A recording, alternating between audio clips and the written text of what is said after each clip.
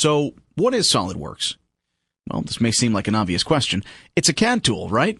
Besides being a very user-friendly CAD tool, I'd like to tell you a little more about how it behaves before jumping right in. SolidWorks is a parametric, feature-based system that allows you to create 3D parts, assemblies, and 2D drawings. Parametric modelers behave different than other more primitive CAD tools that are object-driven.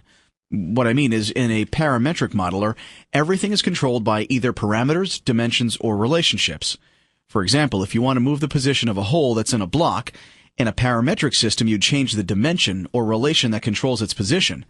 The parameters and relationships you set up allow you to have control as a designer over something called design intent. The term design intent basically describes the way your design will behave as you make changes to it. By using parameters and relationships, this gives you ultimate control over the model. Here in this example, I need to center this circle within this rectangle. I know the rectangle is 4 inches by 6 inches. One way to center the circle is to dimension it 2 inches from one edge and 3 inches from the other edge.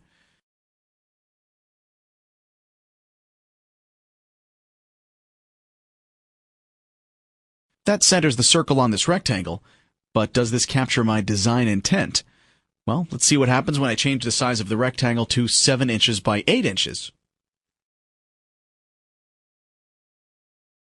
As you can see, the circle is no longer centered, so no, this dimensioning scheme does not capture my design intent. So how can I center this hole so that no matter what size the rectangle is, the circle will always be centered? First, let's get rid of these dimensions. The way to capture my design intent is to use a geometric relation instead. I'll sketch a diagonal line using the center line tool.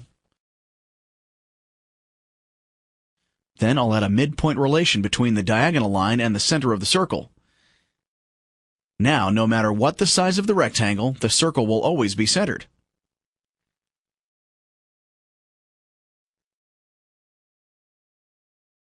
This is just one example of the countless ways to capture your design intent when modeling in 3D.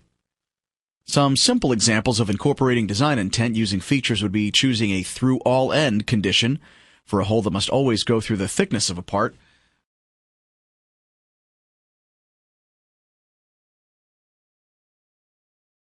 or perhaps choosing an up-to-surface extrusion and condition to keep two surfaces at the same level.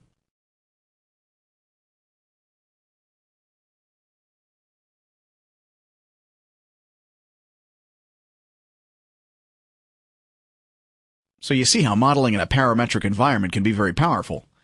The other huge advantage of this type of system is that you also get associativity between your parts, assemblies, and drawings. Meaning, if you make a change to the design of a part,